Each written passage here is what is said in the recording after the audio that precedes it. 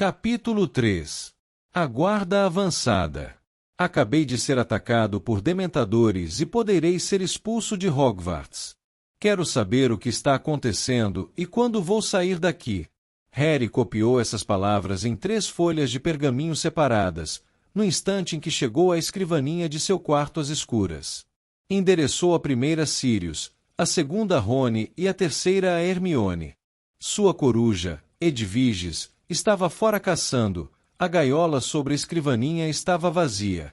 O garoto ficou andando para lá e para cá, esperando a ave voltar, a cabeça latejando, o cérebro acelerado demais para adormecer, mesmo que seus olhos ardessem e coçassem de cansaço. Suas costas doíam pelo esforço de carregar Duda para casa, e os 2 galos em sua cabeça, onde a janela e o primo haviam batido, estavam latejando com muita intensidade. Ele andava para frente e para trás, roído de raiva e frustração, rilhando os dentes e fechando os punhos, lançando olhares furiosos para o céu vazio, exceto pelas estrelas, todas as vezes que passava pela janela. Os dementadores enviados para apanhá-lo, a Sra. Fig e Mundungo Fletcher seguindo em segredo, depois a suspensão de Hogwarts e a audiência do Ministério da Magia, e ainda assim, ninguém lhe contava o que estava acontecendo. E o que? O que queria dizer aquele berrador? Que voz horrível era aquela que ecoou, de forma tão ameaçadora, pela cozinha? Porque ele continuava preso ali sem informações. Porque todos o estavam tratando como uma criança mal comportada. Não faça mais mágicas, não saia de casa.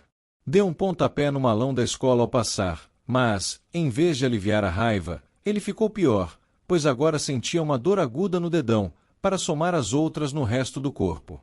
Ao passar mancando pela janela, Edviges entrou farfalhando suavemente as asas, como um fantasminha. Já não era sem tempo. Rosnou Harry, quando a ave pousou com leveza em cima da gaiola. Pode largar isso aí, tenho trabalho para você. Os grandes olhos redondos e âmbar da coruja o miraram, com uma expressão de censura, por cima do sapo morto que trazia ao bico.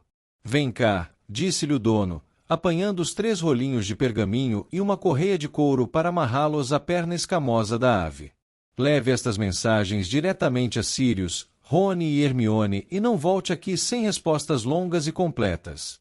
Se for preciso, não pare de dar bicadas neles até escreverem respostas de tamanho decente. Entendeu?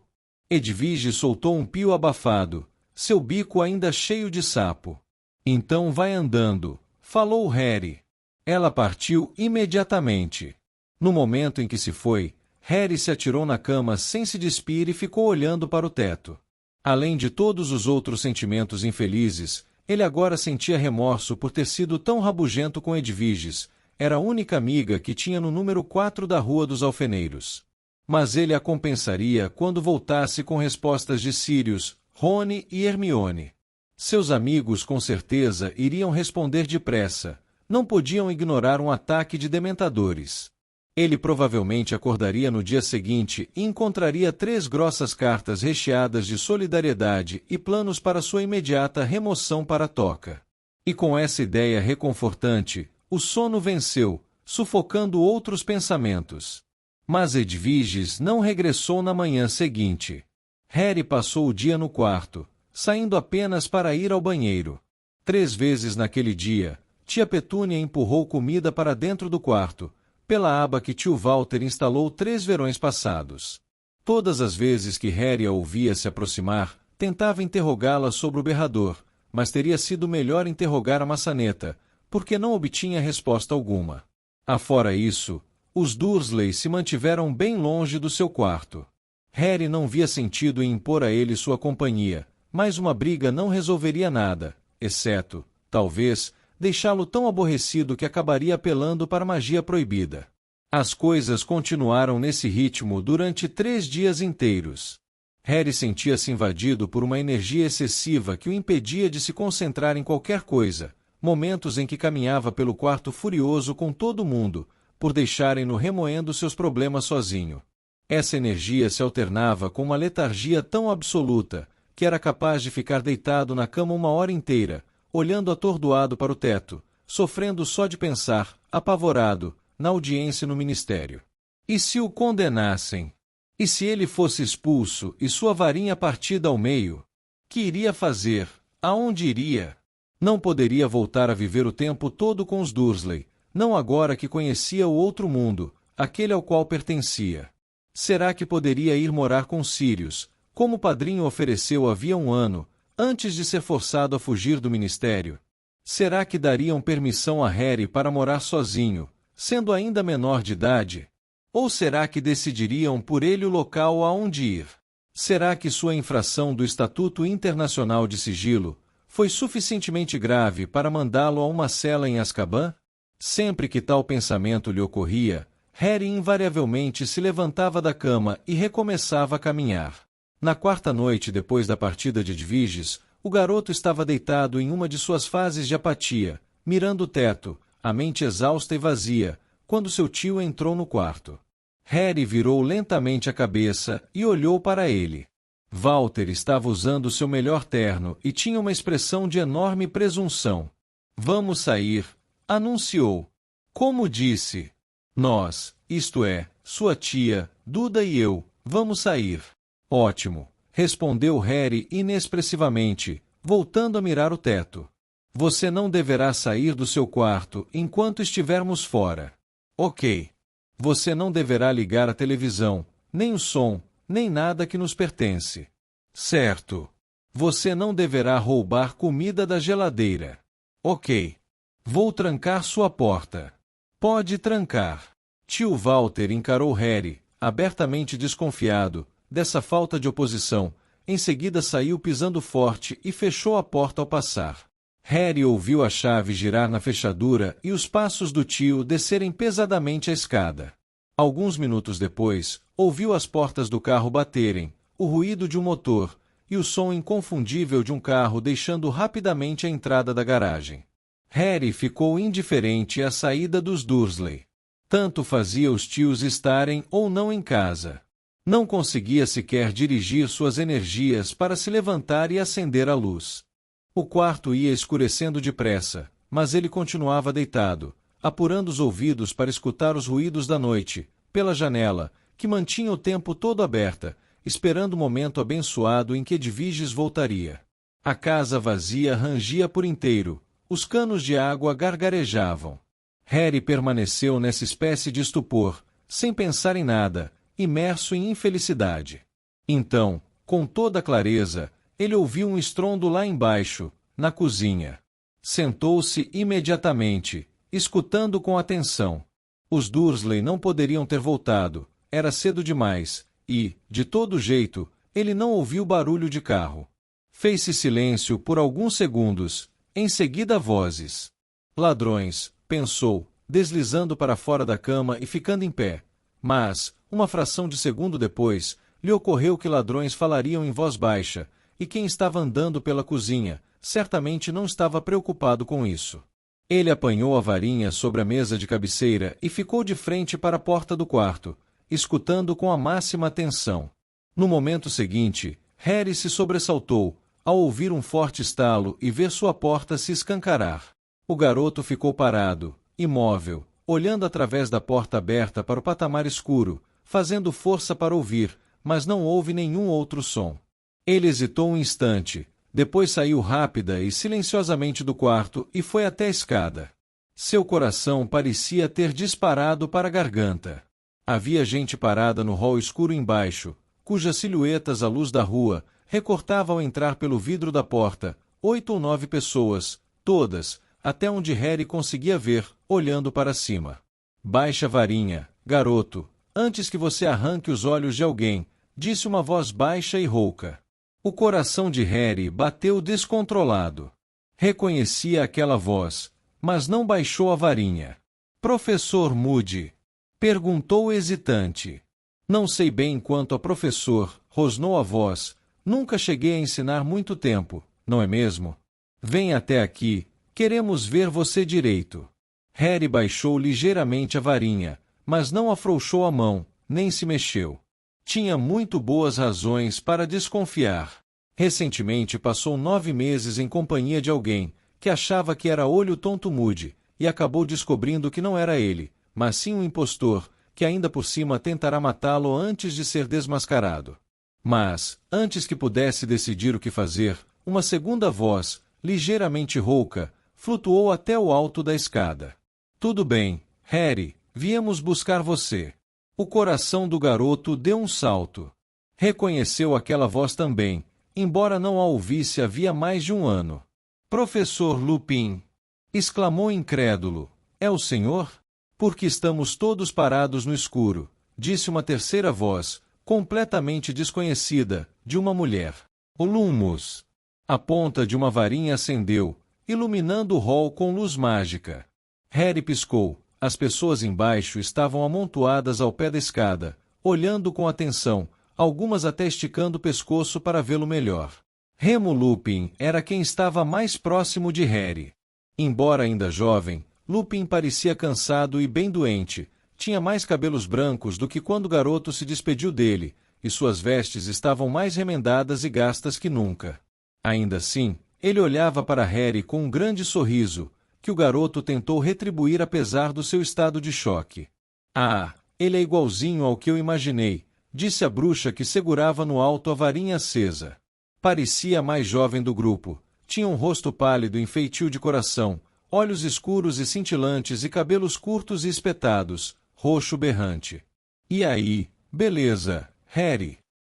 Vejo o que quis dizer, Remo, disse um bruxo negro e careca, parado no círculo mais externo do grupo. Tinha uma voz grave e lenta, e usava um único brinco de ouro na orelha. Ele é a cara do Tiago. Exceto pelos olhos, disse a voz asmática de um bruxo de cabelos prateados mais ao fundo. São os olhos de Lilia. Olho tonto Moody, que possuía longos cabelos grisalhos e um nariz a que faltava um pedaço, observava Harry, desconfiado, apertando os olhos díspares. Um era muito pequeno, escuro e arisco, o outro, grande, redondo, azul elétrico, o olho mágico que podia ver através de paredes, portas e da nuca do próprio Moody. Você tem certeza que é ele, Lupin? Seria uma grossa mancada se levássemos um comensal da morte fazendo-se passar por Harry. Devíamos perguntar a ele alguma coisa que só o verdadeiro Potter saiba. A não ser que alguém tenha trazido um pouco de soro da verdade. Harry, que forma assume o seu patrono? Perguntou Lupin. De veado, respondeu Harry, nervoso. É ele mesmo, olho tonto, confirmou Lupin. Muito consciente de que todos continuavam de olhos fixos nele, Harry desceu as escadas, guardando a varinha no bolso traseiro dos jeans, enquanto descia. Não guarde a varinha aí, garoto. Berrou Moody. E se pegar fogo? Bruxos mais sabidos que você já perderam as nádegas, sabe? Quem é que você ouviu dizer que perdeu a nádega? Perguntou interessada a bruxa de cabelos roxos. Não se preocupe com isso, e você guarde a varinha longe do bolso traseiro, vociferou o olho tonto.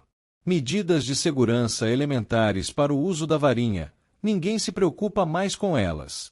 E saiu mancando para a cozinha. Estou vendo você, disse irritado, quando a mulher girou os olhos para o teto. Lupin estendeu a mão e apertou a de Harry. Como é que você tem andado? Perguntou, examinando Harry atentamente. Ótimo! Harry mal podia acreditar que aquilo estivesse mesmo acontecendo. 4 semanas sem nada, nem o menor indício de um plano para removê-lo da Rua dos Alfeneiros, e de repente, um bando de bruxos inesperados em sua casa, como se isso já estivesse combinado há séculos. O garoto correu os olhos pelas pessoas que rodeavam Lupin, todos continuavam a observá-lo com avidez. Sentia-se muito consciente de que não penteava os cabelos havia 4 dias. Vocês estão realmente com sorte que os Dursley tenham saído, murmurou. Sorte nada, disse a mulher de cabelos roxos. Fui eu que os tirei do caminho. Mandei uma carta pelo Correio dos Trouxas dizendo que estavam entre os finalistas do concurso do gramado mais bem cuidado da Grã-Bretanha. Eles estão a caminho da festa de entrega do prêmio neste momento. Ou pensam que estão. Harry teve uma visão passageira da cara do tio Walter, quando descobrisse que não havia concurso algum. Vamos embora, não vamos? Perguntou ele. Quase imediatamente, disse Lupin. Vamos só aguardar o sinal verde. Aonde vamos?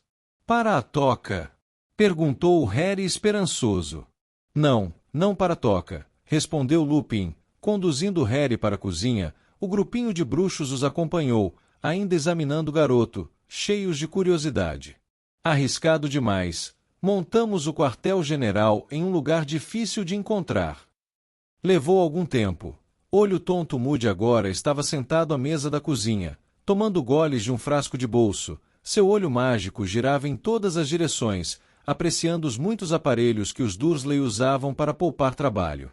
Este é o Alastor Moody, Harry, continuou Lupin, apontando para o bruxo. Eu sei, respondeu Harry pouco à vontade. Dava uma sensação esquisita, ser apresentado a alguém que ele achava que conhecia havia um ano. E essa é Ninfadora. Não me chame de Ninfadora, pediu a jovem bruxa com um arrepio. Sou Tonks. Ninfadora Tonks, que prefere ser conhecida apenas pelo sobrenome, concluiu Lupin. Você também iria preferir se a tonta da sua mãe tivesse lhe dado o nome de Ninfadora, murmurou Tonks. E esse é Kim Shacklebolt, disse ele, indicando o bruxo negro e alto, que fez uma reverência. Eliphas Doge. O bruxo de voz asmática fez um aceno com a cabeça. Dédalo Digley. Já nos encontramos antes, esganiçou-se o empolgado Digley, deixando cair a cartola roxa. Emelina Vance. Uma bruxa de ar imponente acenou a cabeça coberta por um chale verde-água. Sturgio Podmore. Um bruxo de queixo quadrado e chapéu cor de palha deu uma piscadela. E Estia Jones. Perto da torradeira, uma bruxa, de faces coradas e cabelos negros, deu um adeuzinho.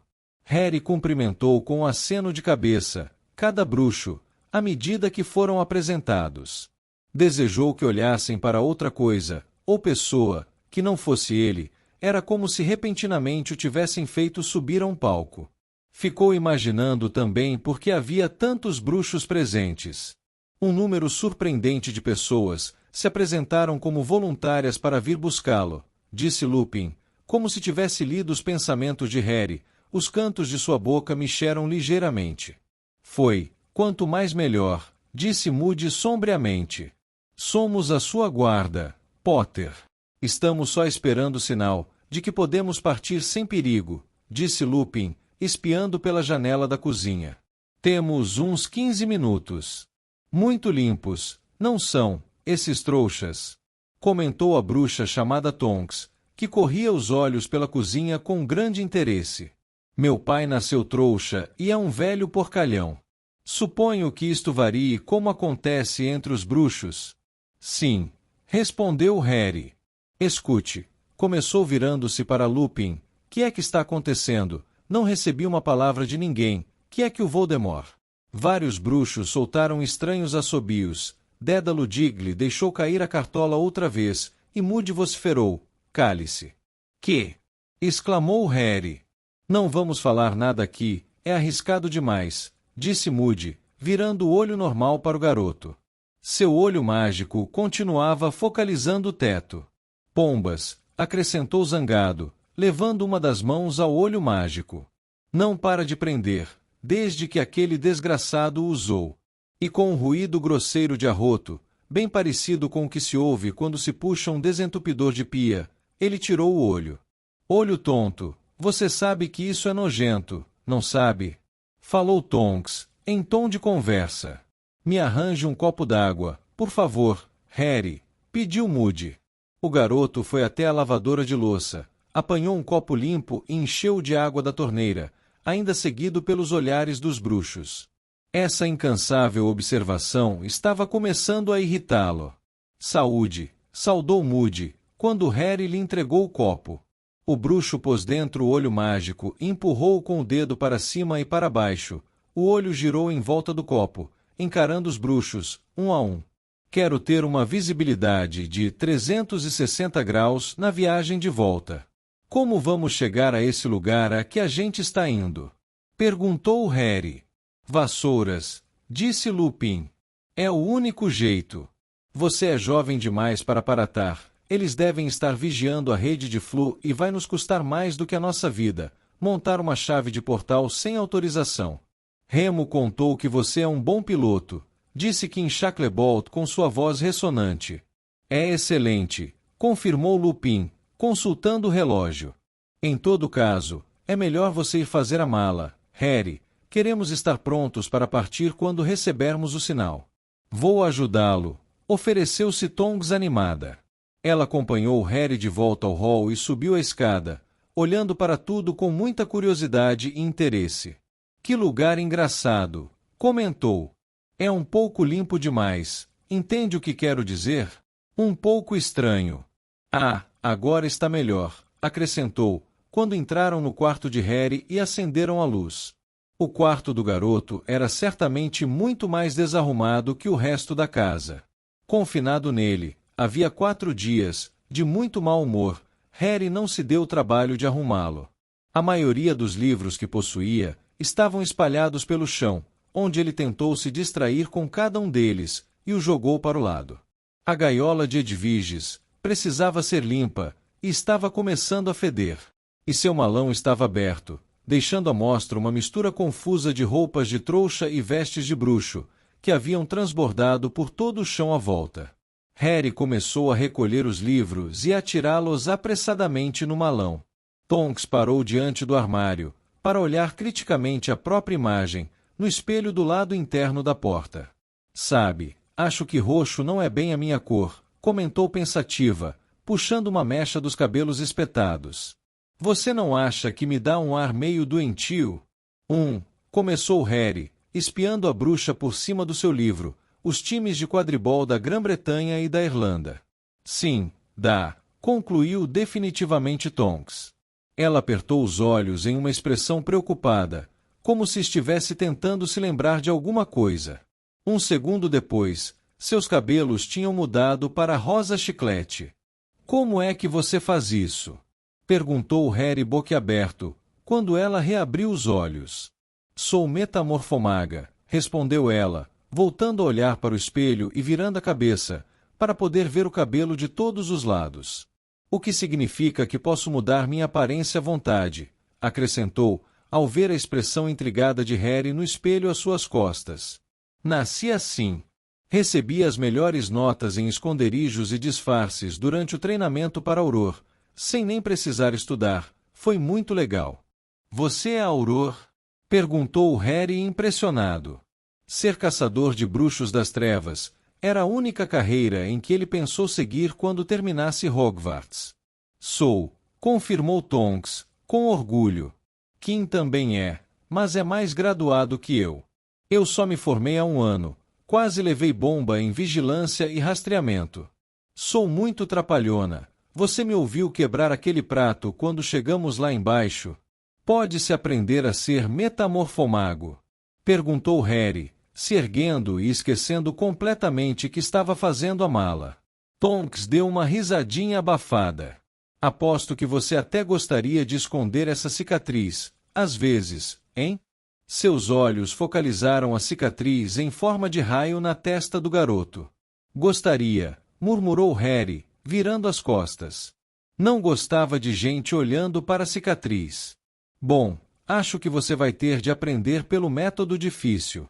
Os metamorfomagos são realmente raros, a gente nasce com o dom, não o adquire. A maioria dos bruxos precisa de uma varinha ou de poções para mudar a aparência. Mas temos de ir andando, Harry, devíamos estar fazendo as malas, acrescentou ela, se sentindo culpada ao verificar a bagunça que havia no chão. Concordou o garoto, catando mais alguns livros. Não seja burro, vai ser muito mais rápido se eu fazer malas, exclamou a bruxa, agitando a varinha com um movimento longo e amplo que abarcou o chão. Livros, roupas, telescópio e balança, tudo levantou voo e se precipitou rápida e desordenadamente para dentro do malão. Não ficou muito arrumado, disse Tonks, se aproximando do malão e espiando a confusão ali dentro. Minha mãe tem um jeito para fazer as coisas entrarem arrumadinhas, e até consegue que as meias se enrolem sozinhas. Mas nunca aprendi como é que ela faz. É uma espécie de sacudida rápida com a varinha. Ela experimentou esperançosa. Uma das meias de Harry começou a se ondular lentamente, mas tornou a se achatar em cima da montoeira existente. Deixa pra lá, disse Tonks, fechando a tampa do malão. Pelo menos está tudo dentro. Isso aí está pedindo uma limpezinha, também. Ela apontou para a gaiola de Edwiges. Limpar. Penas e titicas desapareceram. Bom, agora está um pouquinho melhor. Nunca peguei o jeito desses feitiços domésticos. Certo. Está tudo aí? Caldeirão, vassoura. Uau, uma firebolt. Os olhos da bruxa se arregalaram ao pousar sobre a vassoura na mão direita de Harry. Era o orgulho e a alegria do garoto, um presente de Sirius, uma vassoura de categoria internacional. E eu ainda vou numa Come 260, comentou Tonks, com inveja. Deixa pra lá. A varinha continua no bolso do jeans? As duas nádegas continuam inteiras. Ok, vamos. Locomotor malão. O malão de Harry ergueu-se a alguns centímetros do chão. Segurando a varinha como se fosse a batuta de um maestro, Tonks fez o objeto atravessar o quarto e sair pela porta à frente deles, a gaiola de Edwiges na mão esquerda. Harry desceu a escada atrás da bruxa, levando sua vassoura. De volta à cozinha, Moody recolocou o olho, que girava tão rápido depois de limpo, que Harry se sentiu enjoado só de olhar. Kim Shacklebolt e Sturgio Podmore examinavam o micro-ondas, e Esta Jones dava risadas com um descascador de batatas, que encontrou ao examinar as gavetas. Lupin estava endereçando uma carta aos Dursley. Excelente! Exclamou ao ver Tonks e Harry entrarem. Temos mais ou menos 1 minuto, acho. Talvez fosse bom irmos para o jardim e aguardarmos prontos. Harry, deixei uma carta avisando aos seus tios para não se preocuparem. Eles não vão se preocupar, respondeu Harry. Que você não corre perigo. Assim eles vão ficar deprimidos. E que você os verá no próximo verão. Preciso. Lupin sorriu, mas não respondeu. Vem aqui, garoto, disse Moody com rispidez, acenando com a varinha para Harry se aproximar. Preciso desiludir você. O senhor precisa o quê? Perguntou o garoto nervoso. Feitiço da desilusão, explicou Moody erguendo a varinha. Lupin disse que você tem uma capa da invisibilidade, mas ela não vai cobri-lo o tempo todo que estiver voando. O feitiço vai disfarçar você melhor. O bruxo deu uma pancada forte no cocuruto de Harry, e ele teve a curiosa sensação de que Moody acabava de quebrar um ovo ali. Um fio gelado pareceu escorrer pelo seu corpo, a partir do ponto em que a varinha bateu. Bem bom, olho tonto, disse Tonks em tom de admiração, olhando para a cintura de Harry. O garoto baixou os olhos para seu corpo, ou melhor, para o que foi seu corpo, porque não parecia mais o dele. Não estava invisível, mas simplesmente assumiu a cor e a textura exatas do eletrodoméstico às suas costas. Ele parecia ter se transformado em um camaleão humano. Vamos, disse Moody, destrancando a porta dos fundos com a varinha. Todos saíram para o belo gramado do jardim de tio Walter. Noite clara, resmungou Moody, seu olho mágico esquadrinhando o céu. Teria sido melhor se houvesse umas nuvens. Certo, você, falou o bruxo para Harry, com rispidez, vamos voar em formação cerrada. Tonks irá à sua frente, mantenha-se colado à cauda dela. Lupin vai cobrir você por baixo, eu vou atrás. O resto ficará circulando em volta. Não saiam da formação para nada, entenderam? Se um de nós for morto, e isso pode acontecer? Perguntou Harry apreensivo, mas Moody não lhe deu atenção. Os outros continuarão voando, não parem, não dispersem. Se nos eliminarem e você sobreviver, Harry, há uma guarda recuada de prontidão para assumir, continue a voar para oeste e ela irá se reunir a você. Pare de ser tão animador, olho tonto, ele vai pensar que não estamos levando isto a sério, disse Tonks, enquanto prendia o malão de Harry e a gaiola de Edwiges aos arreios que trazia pendurados à vassoura. Estou só contando ao garoto qual é o plano, rosnou Moody. Nossa missão é entregá-lo ileso na sede, e se morrermos na tentativa. Ninguém vai morrer, disse Kim Shacklebolt, com sua voz grave e calmante. Montem as vassouras, esse é o primeiro sinal. Comandou Lupin, apontando para o céu. No alto, a uma grande distância, uma chuva de faíscas vermelhas brilhou entre as estrelas. Harry identificou-as imediatamente como faíscas produzidas por uma varinha. Passou a perna direita por cima da Firebolt, segurou com firmeza a empunhadura, e a sentiu vibrar muito de leve, como se estivesse tão ansiosa quanto ele, para ganhar novamente os ares. Segundo sinal, vamos!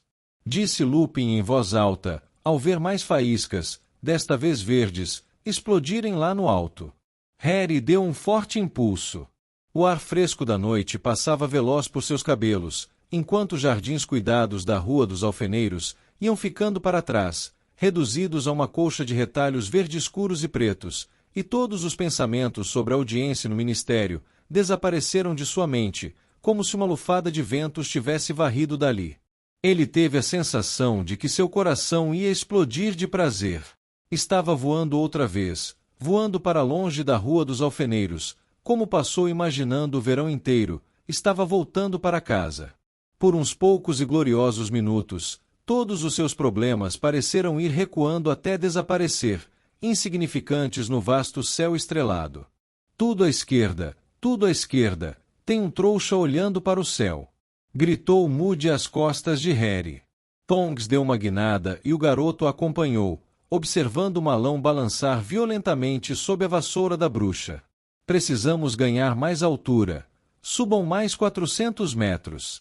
Com o frio e a velocidade da subida, os olhos de Harry se encheram de água. Ele não conseguia ver nada no solo, exceto os minúsculos pontinhos de luz que eram os faróis dos carros e os lampiões. Duas luzinhas talvez pertencessem ao carro do tio Walter. Neste momento, os Dursley estariam voltando para a casa vazia, enfurecidos por causa do concurso inexistente. Harry soltou uma gargalhada, só de pensar na cena, embora sua voz fosse abafada pela agitação das vestes dos bruxos, o rangido das correias que prendiam o malão e a gaiola, e o ruído do vento ao passar em grande velocidade por seus ouvidos. Ele não se sentia vivo assim fazia um mês, nem tão feliz. Rumar para o sul, gritou o olho tonto. Cidade à frente. Eles viraram para a direita, a fim de evitar sobrevoar a cintilante teia de luzes lá embaixo. Rumar para sudeste e continuar subindo. Há umas nuvens baixas à frente que podem nos esconder, gritou Moody. Não vamos entrar em nuvens, gritou Tonks zangada. Vamos nos encharcar, olho tonto. Harry ficou aliviado de ouvi-la reclamar. Suas mãos estavam ficando dormentes na empunhadura da vassoura. Desejou ter se lembrado de vestir um casaco. Estava começando a tremer de frio. Eles alteravam o curso a intervalos, seguindo as instruções de olho tonto. Harry conservava os olhos semicerrados, para se proteger do vento gelado, que começava a fazer suas orelhas arderem. Só se lembrava de sentir tanto frio assim montando uma vassoura, uma vez na vida, durante uma partida de quadribol, contra Lufa-Lufa, no 3º ano de escola, que se realizou debaixo de um temporal.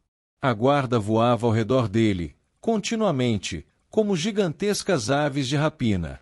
Harry perdeu a noção de tempo. Ficou imaginando quantos minutos fazia que estavam voando. Parecia no mínimo 1 hora. Dobrar para sudeste, berrou Moody. Queremos evitar a estrada. Harry agora estava tão congelado que pensou, saudoso, no aconchego do interior dos carros que passavam lá embaixo. Depois, ainda mais saudoso, numa viagem de flu, talvez fosse desconfortável ficar rodopiando por lareiras, mas pelo menos nas chamas era quentinho. Kim rodeou em um mergulho, a careca e o brinco reluzindo ao luar. Agora Emelina Vance apareceu à sua direita, a varinha na mão, a cabeça virando para a esquerda e a direita. Depois ela também mergulhou por cima dele e foi substituída por Sturgio Podmore. Devíamos retroceder um pouco, para nos certificar de que não estamos sendo seguidos, gritou Moody. Você ficou doido, olho tonto, berrou Tonks à frente. Estamos congelados nas vassouras. Se continuarmos a nos desviar da rota, só vamos chegar na semana que vem. Além do mais, já estamos quase chegando. Hora de iniciar a descida, Ouviu-se a voz de Lupin. Siga Tonks, Harry. O garoto seguiu a bruxa em um mergulho. Estavam rumando para a maior coleção de luzes que ele já viu, uma vasta massa irregular que se entrecruzava, onde brilhavam linhas e redes entremeadas por espaços muito negros.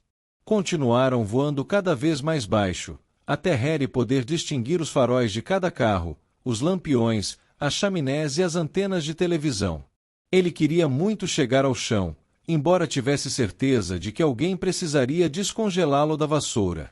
Aqui vamos nós, avisou Tonks, e alguns segundos depois ela pousou.